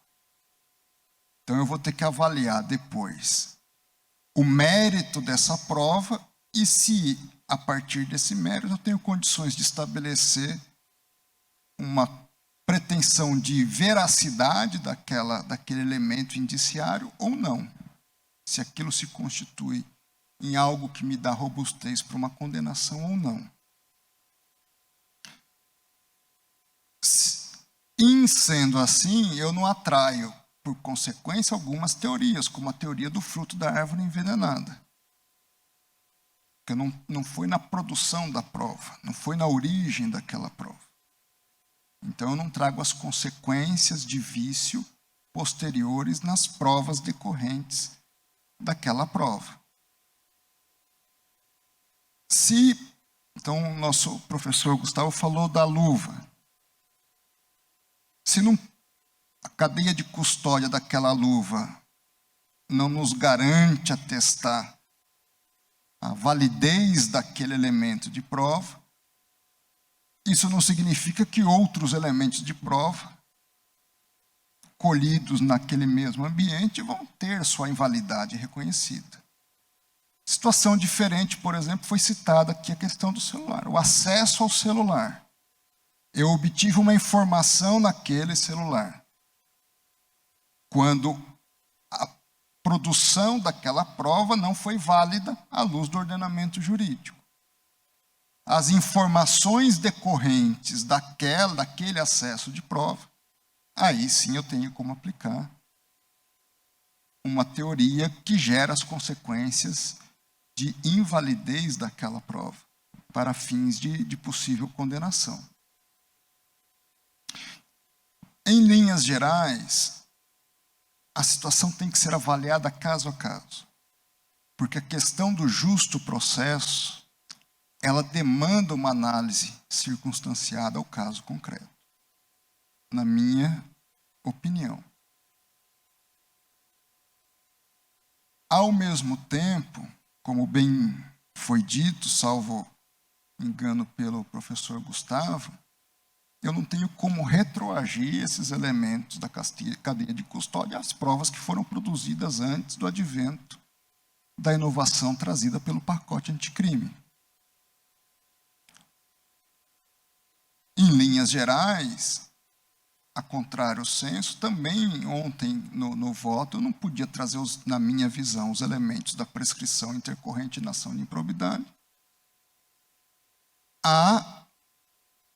aos processos que já estavam em curso, senão a partir do momento do advento da própria lei, quando surge o poder-dever de o Estado processar ou julgar em um prazo determinado pela lei.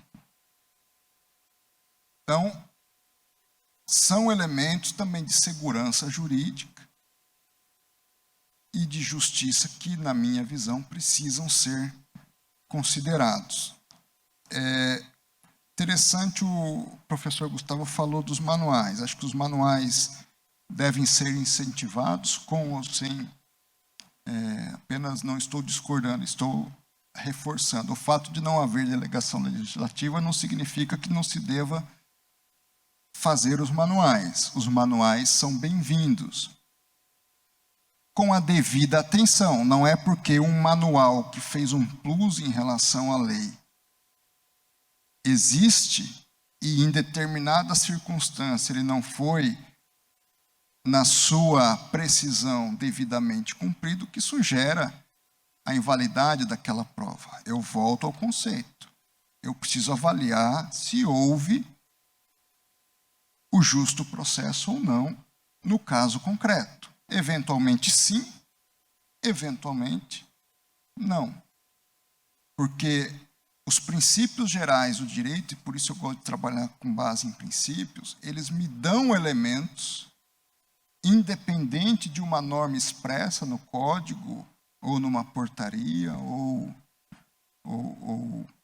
em qualquer outro ato normativo, um decreto, para avaliar se o processo foi justo ou não.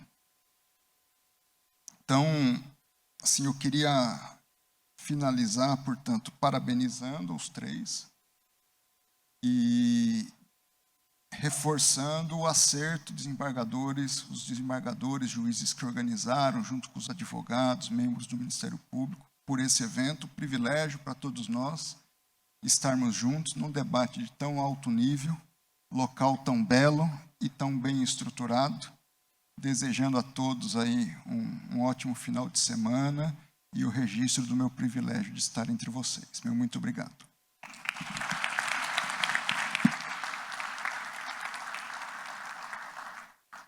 Muito obrigado aos integrantes deste painel e informamos que já fizemos o sorteio dos 4 últimos livros e foram sorteados Direito Penal, Parte Geral, de Luiz Fernando Rossi Pipínio, René Duó Souza, O Princípio da Plenitude da Tutela da Vida no Tribunal do Júri, de Caio Márcio Loureiro, Lei Anticorrupção Empresarial, de Rogério Sanches Cunha, René Duó Souza, e o livro Precedentes Obrigatórios, do juiz João Portela.